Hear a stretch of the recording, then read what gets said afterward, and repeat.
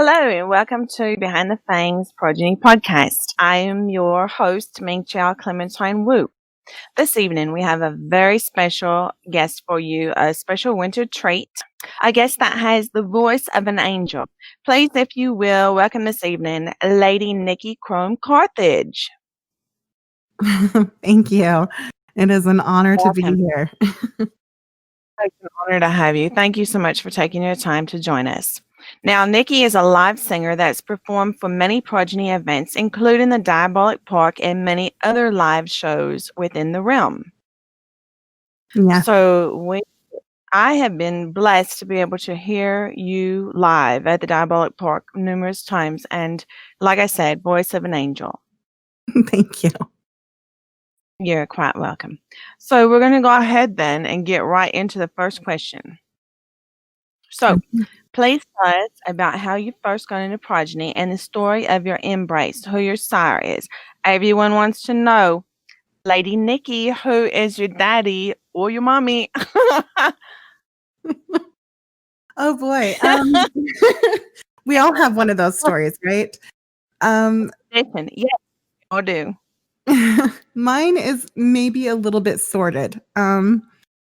I first got into Progeny July of 2017, and my original sire, I always refer to him as he who shall not be named. So one of those, right? I didn't have a very good experience. I was in the Tepes clan, and that's about all I'll say about that. That's fine, no problem. The experience, I guess, kind of left me a little bit bitter for Progeny. I ended up being slain, asking to be slain by him, and leaving the Progeny system. And I only left temporarily before I found who I consider to be my dad. And I am so thankful that I came back to Progeny because I do love the system. I did Bloodlines before. I was a Bloodlines queen, did Bloodlines war, had my own army. But Progeny is just so that's neat. Different. Yeah. So I was excited to come back, and I was resired. Thank you, Source, for allowing that to happen. Yes, that's awesome. Yeah, so I was brought back, resired by my dad, who is Broken Euphoria, and I joined. Blood Regent. Yes, he's Blood Regent to the SD clan bloodline. And he is co-star of SD Clan and Princeps of Le Maison de Dragonlys. I love that name. Yes. And I'm so I'm proud of where I come from in my line, being resired. I am proud to be where I am, to be the granddaughter of Nestus Carthage and Broken Euphoria Carthage, and I have a sense of pride being in that family. So that is who both amazing people. Yes. Okay. Both amazing people. What an honor. Well, and I'm sure they're honored to have you as well. So, and that's good. So let that be known then to the community. Just because you have a bad experience with your first sire, or when you first begin Progeny, look, you can, prime example, always come back and make anew and start over again and start to enjoy, because don't let a bad experience, a bad sire, hold you back. So Lady Nici is a perfect prime example. Right. I believe I'm glad you come back. So that's power to create our happiness. And so we can create anything really. And so it's just a matter of choice and choosing. And I'm really glad with the choice that I made. Now, can you tell us about how you began your singing career and about your live shows that you do? Yes. So my first passion in Second Life began when I joined Second Life back in 2009. And I was actually brought to Second Life by a friend I had met in a singing chat room. And they're like, you have to join this game. And I did. And I Oh, didn't that's really, awesome. yeah, I didn't really know too much about Second Life. I was a little naive.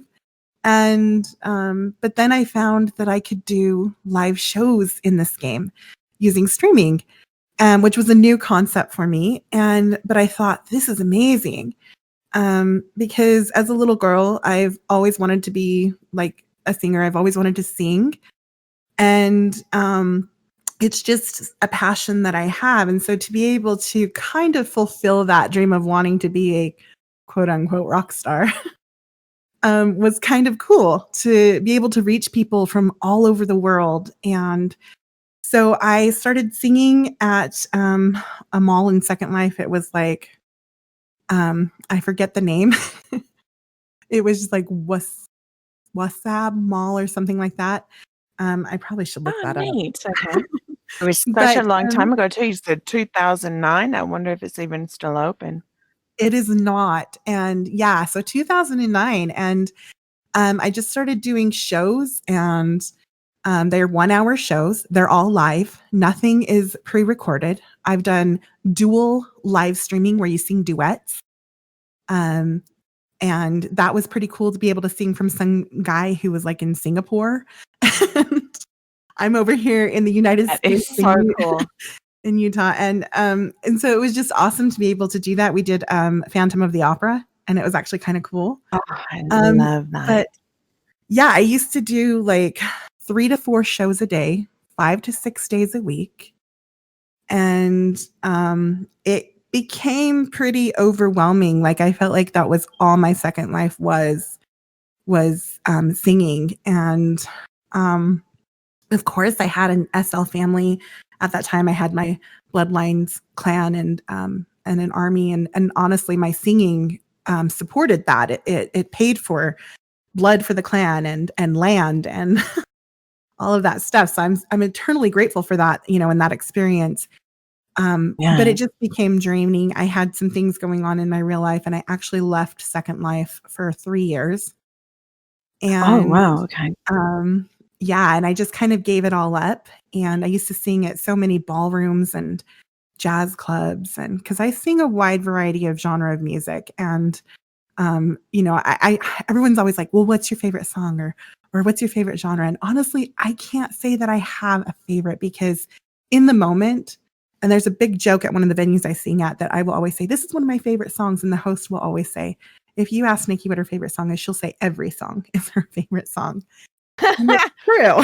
So you always say everything's your favorite song. Yeah, you're one of those, huh? In the moment when I'm singing it, it is my favorite song, because I guess I've always had the tagline, music should speak to the soul and not just have a beat. And that's literally what music does for me. Like it speaks to the soul. The lyrics, the music has a way of moving you. And so I'm very passionate about that. And it's a line that I've used since 2009. I found an old picture that has it at the bottom. And, and it's just something that I say when I close out my shows. And I always end with a specific song that I dedicate to the audience. Because I'm so grateful that people want to listen. I know I'm not the best singer in the world. And so to have people want to come and hear me sing and perform, it's kind of intimate, and it's just really close to my heart. And I feel just so blessed that people actually want to even just hear me sing and come and share their love of music. Is pretty amazing. So I always dedicate my last song to them for coming and supporting live music in Second Life. Yes, I've heard that last song. It's absolutely beautiful. I love it. It was very touching. Thank you. Wow. So now, I want to ask you, this isn't too personal, but I know you're just recovering from the virus, and I was hoping that you would speak to the community, to all of the audience, everyone that listens to this, about your experience and give others affected by the virus some hope. After hearing about your recovery, your story had been so inspiring to me, and I had heard your very first song, your comeback on the cloud. And well, if you share that link with us, we will certainly include that in the links in the video. So if you will please speak to us about your experience with the virus, I think it will be uplifting. It will be inspiring to all those affected by the virus right now. Of course. You know, uh, wow, this virus, COVID-19, or Corona, however you want to call it, when, just like the rest of the USA or even the rest of the world, when I first heard about it, I was actually pretty scared. I have, Scary for sure. Going to get a little real here for you, and I don't mind sharing this personal side of myself. I'm a very open person, even in Second Life. So I am who I am, whether I'm in the real world or in Second Life. But I have autoimmune disease. When I was 11 years old, I was diagnosed with juvenile rheumatoid arthritis, which falls into that autoimmune disease. And of course, as I've gotten older, it's now just rheumatoid arthritis. So I've had asthma since I was 12. And as I got older, I had got a heart condition, and my heart goes out of rhythm sometimes, and that was due to Nici, wow. some diet medication I took I shouldn't have taken. Beauty is pain, but it created this heart condition. So they say. Yeah. So I've had, I had 3 of the things that were on the list, and then not to mention my age. I'm not that old, but I'm getting up there, and I'm not going to say how old I am. I'm old enough. No, Lady Nici, we are immortal. La la la. No, we're immortal. Right, exactly. I am immortal, and yes, my progeny age, I'm very proud of. I'm very proud of that age. So. But yeah, so I'm having those things, really scared me because I do have children. I have 2 children that are amazing, and they are my world. And my mom passed away when I was 27.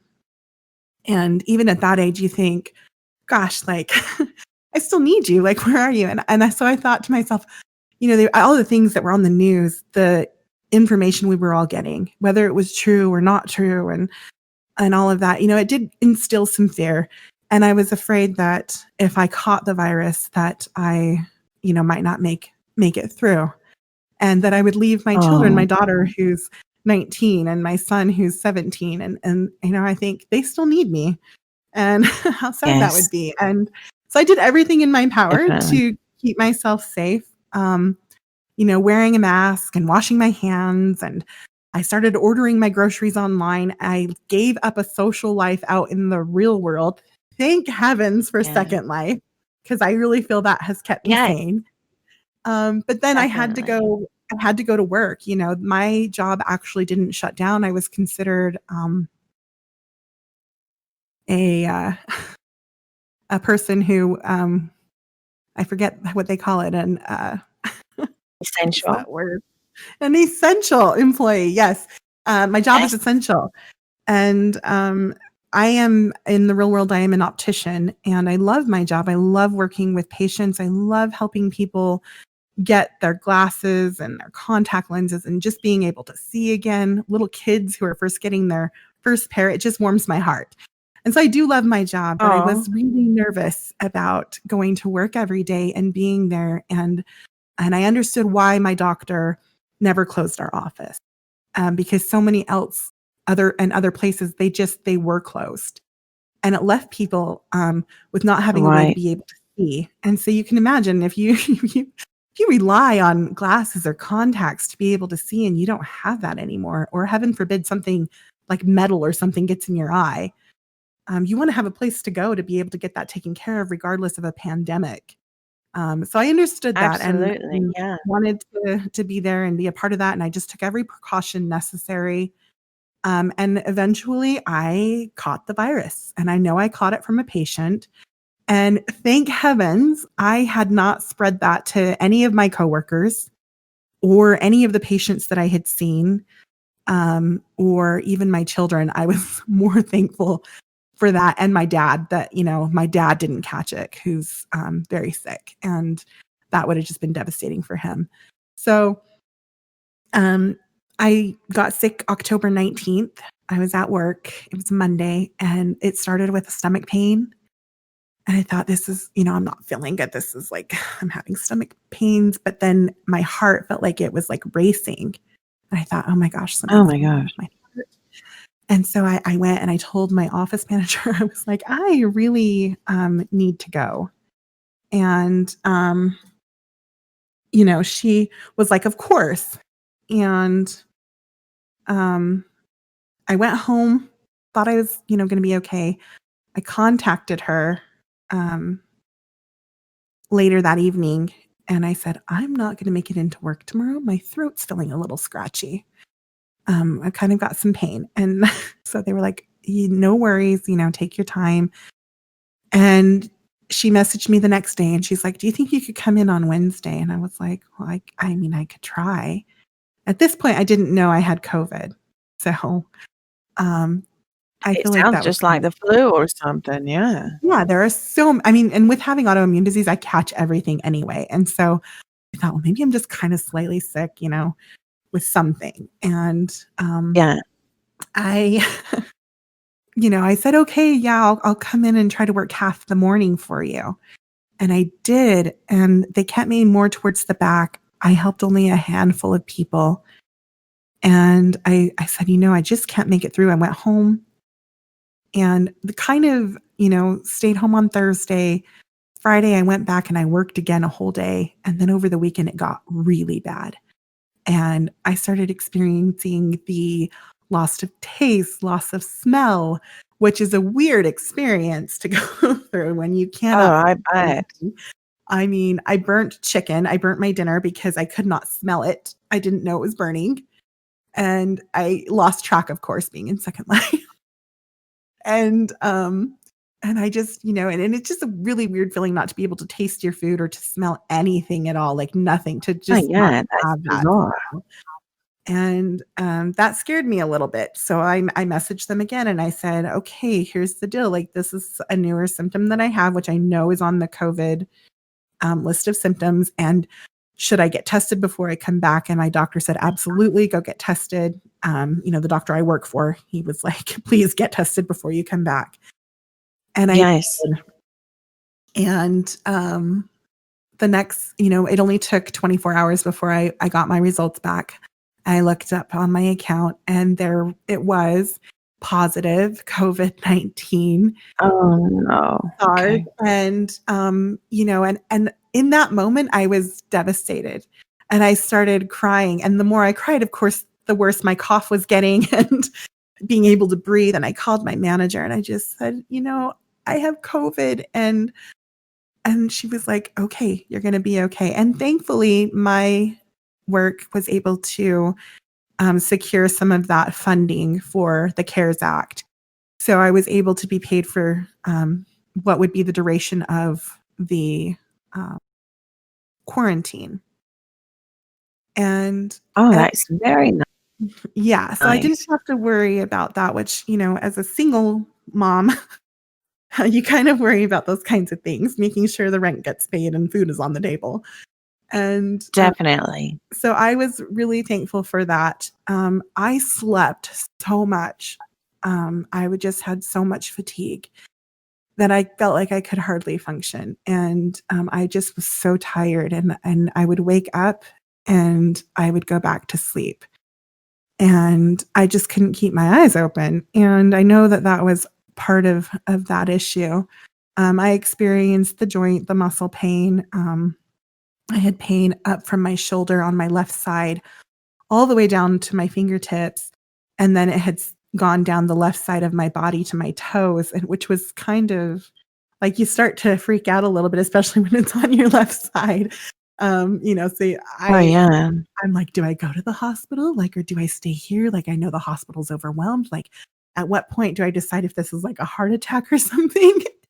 And you just kind of work through it all, I guess. But being sick and not being able to do anything that I normally could do, singing or, just working or getting up to even use the restroom was like, I would be out of breath. Like I just couldn't breathe. There was not enough air getting in. So I That was is so put, scary. yeah, I was put on oxygen, and so I have had oxygen here at home, and that helps, a little bit. And then later, I actually went back to work after the 14-day quarantine was over, and I still was not feeling 100%. I still had a cough. I still was very fatigued. And at some point, one of the times I was supposed to go in, I had woke up that morning with an extreme migraine headache. I don't even know how to explain it really. Just my brain, like I could feel my brain pulsating. It was very Oh odd. gosh. And it was in the top of my head, and any slightest movement made me so sick that I couldn't even move. And I had to have my daughter like get me some ibuprofen, just trying to calm this thing down just so I could even move. I texted my job. I was like, I'm not coming in until I can move because I can't move right now.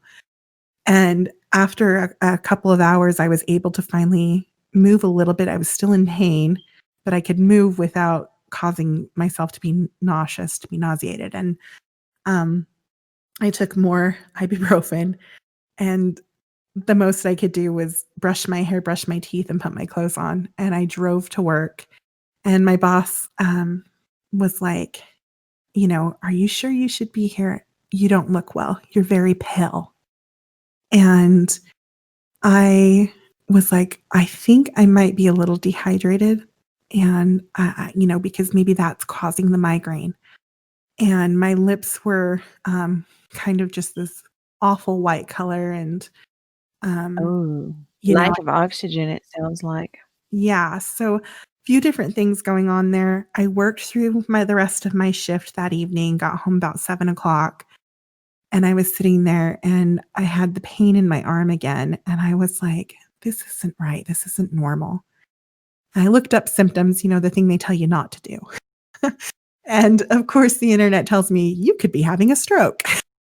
And I'm like, no, what? So I drove myself to the hospital, and it turns out I was extremely dehydrated. They had to give me fluids, and they did a blood workup on me. They did an EKG for my heart. They took x-rays of my lungs, which were extremely inflamed. And I'm told Oh it's my gosh. part of that virus. And they gave me a spirometer to use at home. They told me I went back to work too soon. You went back too soon. And I said, I just followed what was on that paper. It was all very confusing. I didn't know. And I felt horrible because I thought, well, was I still contagious? And how many people maybe would I have infected? And I was, told that it wasn't that I was infecting people. It was just for myself. I shouldn't have gone back that quickly. And my body had not recovered. They gave me a spirometer to use at home, which is this little thing that was invented that it's like got tubing on it, and it exercises the lungs for you to be able to open up those bronchial tubes and those passages of air, breathing in and out so that you're breathing normally. I was told to use my asthma inhaler as much as needed because, I hadn't been using that. I had fear about using the inhaler. I was, you read and hear all of these things that are misinformation. So I was thankful that they said I could use that. And I struggled, and I was put on restriction from work again until the 28th of November. So just after American Thanksgiving. Oh, wow. And That's a long time. yeah, it really is. And, I was wanting to be better. I was wanting to feel better. I wanted to sing. And, when you're really passionate about something and not being able to do that and, and enjoy that is really frustrating. And I wondered, like, if I was ever going to be Absolutely. able to sing a song again, if I was going to be able to get through that. And eventually, eventually I was able to do that. I'm still not 100%. I still have moments where I have breathing issues. I still have moments where, like, I'll go to work in the morning and I'll get out of my car and I'll instantly have an asthma attack and I'm throwing up in the parking lot. And Oh, they say, that I could struggle with this kind of stuff for, 5 months. And my main thing is to keep a positive attitude. I tell my body all the time that I am healthy, whole, healed now, that God is in every cell and all is well. And I mean, I know that might not work for some people, but for me, that works because I know I'm claiming to my body that I will be healed. And it's putting that positive affirmation to the universe. I fully believe the universe always answers yes. So I just, speak in positive affirmation as much as possible.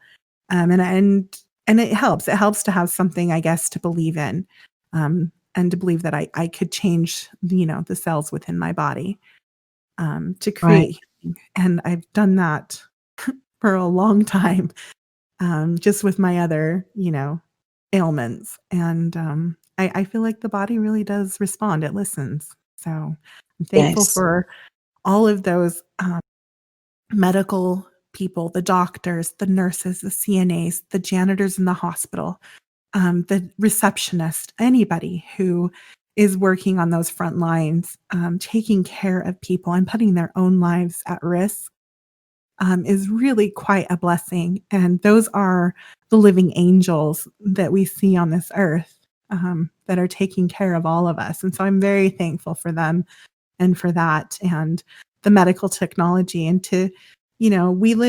I live in the USA, and I know this pandemic has affected the world. And I am just so thankful to be where I am, to have modern technology, and modern medicine has been a blessing. Yes. Well, that's an incredible story, and I hope everyone out there will be inspired by it. And of course, we all continue to wish you a speedy, full, complete recovery. Thank So you. I hope you continue to feel better as time goes on. I know it's going to take probably a long time. So, um, now I always have to ask this because I'm intrigued by other vampires uh in the system. Have you always been intrigued by vampires? Like, has that always been your thing since you were little, or how did you get into a vampire thing? Because I know you said you did a lot in bloodlines, and you Mhm. certainly have done a lot in progeny as well. Yeah. Um, I mean, as a little kid, Halloween comes around and you get those little vampire teeth, those little plastic teeth you put in your mouth. And, um, you know, it wasn't really Yes. Oh, what do you mean? I have those all year. We don't need to wait for Halloween, do right, we? right? I mean, back when I was growing up, there was just such this division of boy stuff and girl stuff, and boys were vampires, girls were witches, and but I mean, it still didn't stop me from grabbing those teeth and putting them in my mouth. Um, I think, I mean, I saw some vampire type shows growing up. In the 90s, I am a 90s teenager, so I think I just aged myself there. But, Uh-oh. Immortal, right? Yeah. immortal. But, in Interview with a Vampire, Brad Pitt, Tom Cruise, I mean, Oh, yeah. as a teenage girl, like, wow. I Um, know, right? and, and then, I can't remember the name of the movie. It has Kiefer Sutherland in it, and Oh, The Lost Boys. Lost Boys, Yeah. yes. Okay. And I Everyone loves had that one too. yeah, and I had seen that, and so it's really actually kind of cool, to see the different ways that vampires are portrayed, whether it's in literature or the movies.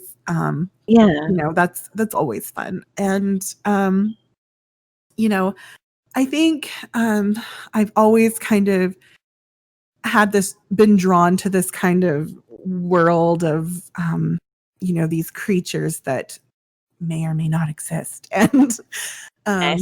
um Darkness. yes, and, I've always considered myself to be a person of the light. I'm probably the worst vampire ever, because because I'm like, I love That's people, and so, if adorable.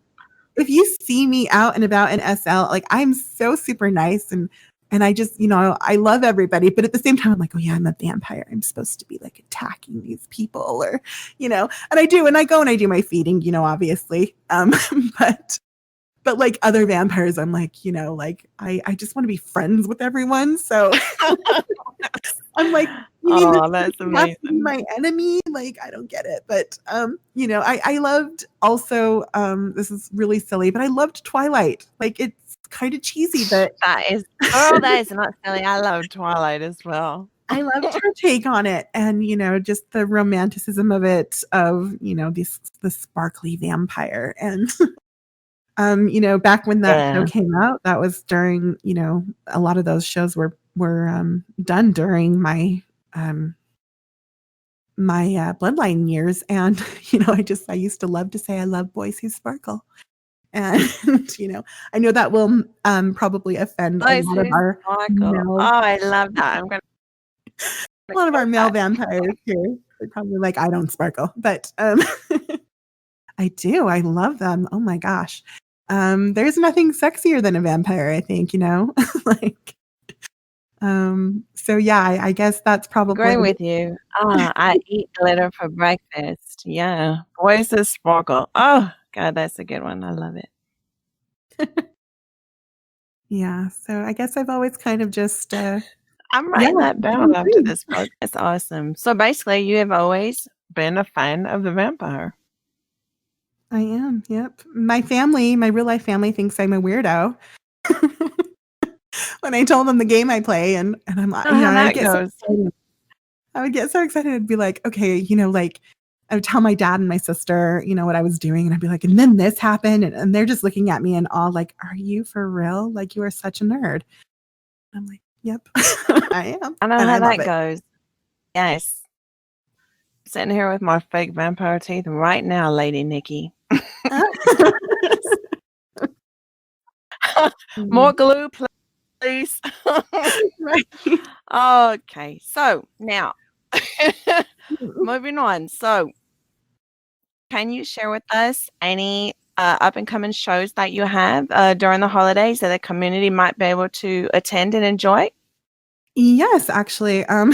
So as of right now, since coming back to SL and getting back into the singing portion of it, I've been very particular about the venues that I sing at. I loved singing at Diabolic Park. That made me so happy. I loved when that was there. You did so great.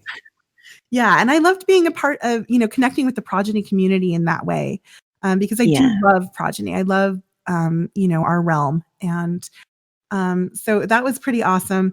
But like I said, I've been very particular. Right now, I'm only singing at 2 venues exclusively.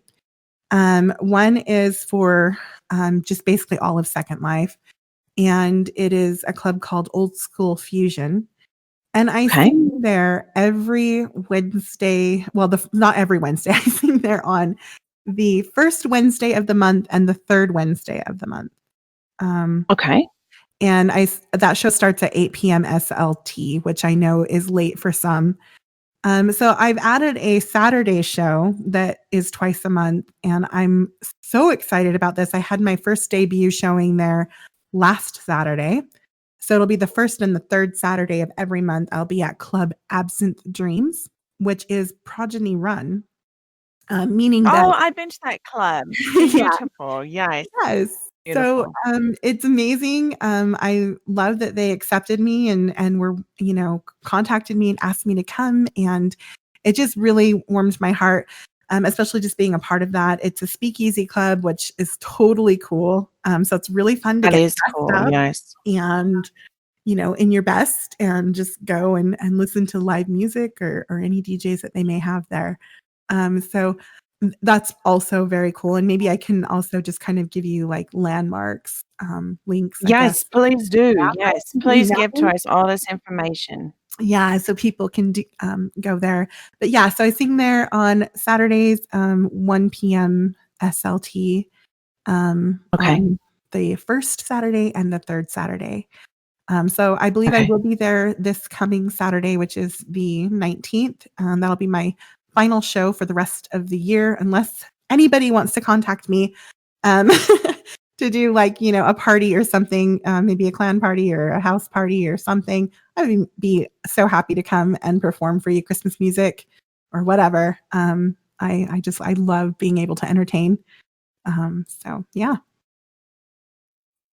Your shows are amazing too, especially during the holidays. I always enjoy the Diabolic Park holiday ones. Yes. So, do you have any future plans then for your music career after the new year? Anything you could tell us about? It's not a secret, of course. No secrets. Honestly, I am just looking forward to being able to be healthy and continue to sing throughout SL and throughout the Progeny community. I would be honored to be able to perform more for the community, when that's feasible or whatever. But basically, I've got these 2 venues lined up. I may add another show. It just depends on how well I'm doing as far as healing goes. And just kind of taking it slow, but still making sure that my voice is heard. I love this platform and being able to perform for people and for others. I do have a SoundCloud channel that I record stuff and post all the time. Of course, all of my songs are recorded in one take. I don't go back and refix stuff, so it is pretty raw. It's almost like being at a live show. Oh, So, that's awesome. yeah, so you never know what you're going to get when you listen. I broke my headphones on a track recently, and I could have gone back and recorded the track, and I was like, nope, that's real, that's raw, that happened. So you Yeah, can it's just actually, like this podcast. Whatever happens, we keep, right? yeah, Well, exactly. I think that's awesome. That's very genuine. I Yeah. love it. So, folks in the community out there, you heard it. If you have some type of formal engagement, anything you want to, maybe have a live singer like Nici come in, hit her up, get it scheduled, Yeah. especially during the holidays. That's a wonderful time.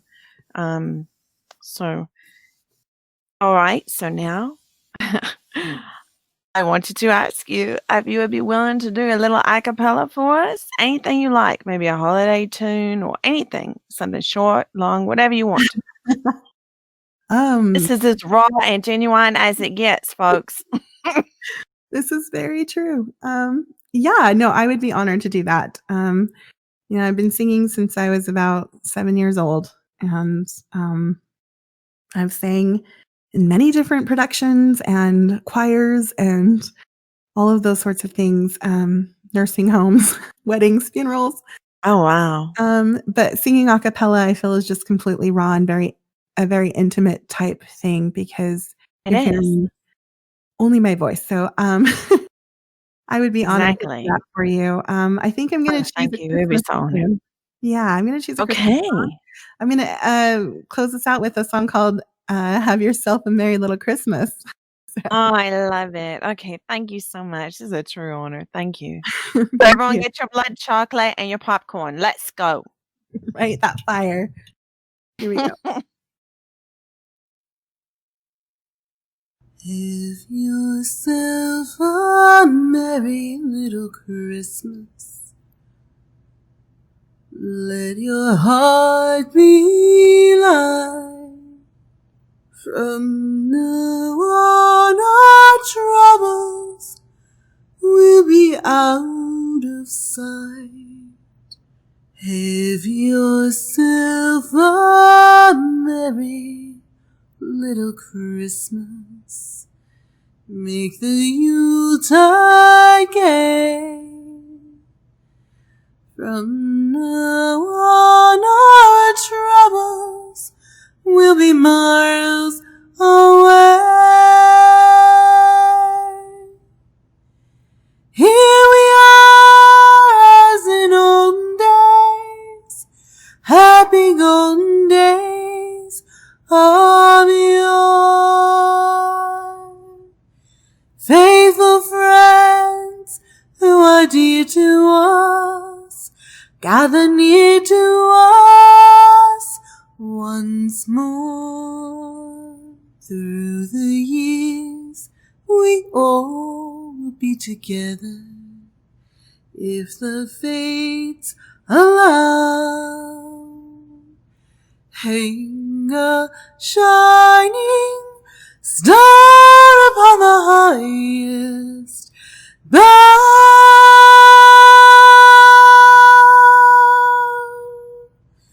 and have yourself a merry little Christmas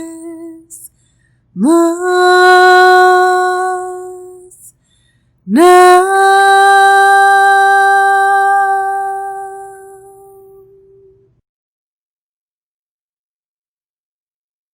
That was so beautiful. Thank Loved you. it. Thank you. That was amazing. Very Thank special. you. Thank you so much. Very pretty. So this has just been like an amazing interview, Lady Nici. I'm so honored to have been able to have you here with us this evening. And just for the song, thank you for everything, for the inspiring story of your recovery, just everything. Thank you so much. And do you have any last final parting words for our beloved community? Just be Not to safe. put you on a spot or anything. Right? Just be safe out there and have fun with the game. And just remember that that's what this is. It's a game, and it's okay to make friends with other people in other clans. We are one community, and just make sure you're enjoying yourself. Make sure you're taking that time to enjoy every aspect of the game. And I think part of that is just creating community and friendships. So that's about it. Very good advice. Thank you. Love it. Most perfect. Perfect closing. So, well, again, Lady Nici, thank you so much. It's been a true pleasure. Thank you. And good night, community. Until we meet again, happy holidays.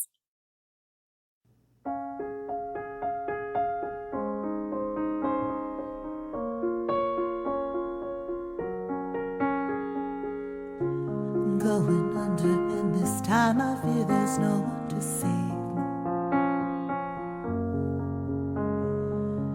me. This all or nothing really got a way of driving me crazy. I need somebody to hear, somebody to know, somebody to have, somebody to hold. It's easy to say, but it's never the same. I guess I kinda like the way you numbed all the pain. Now the day bleeds into nightfall, and you're not here to get me through it all. I let my guard down, and then you pulled the rug. I was getting kinda used to being someone you loved. I'm going under, and this time I fear there's no one to turn to.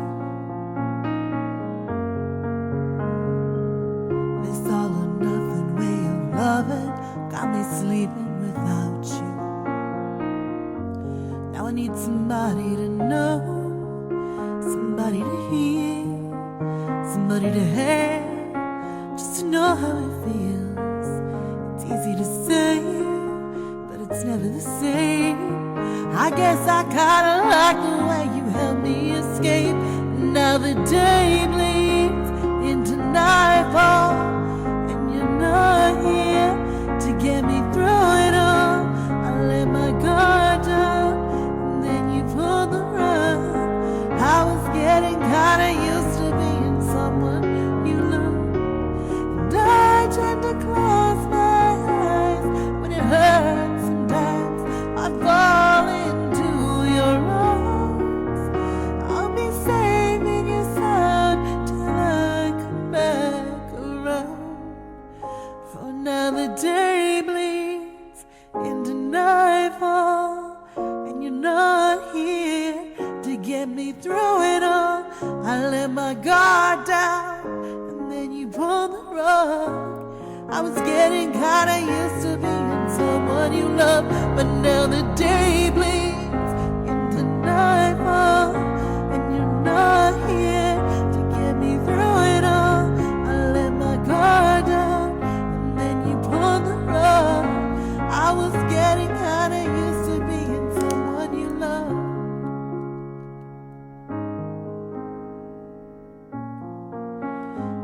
is getting kinda used to being someone you love.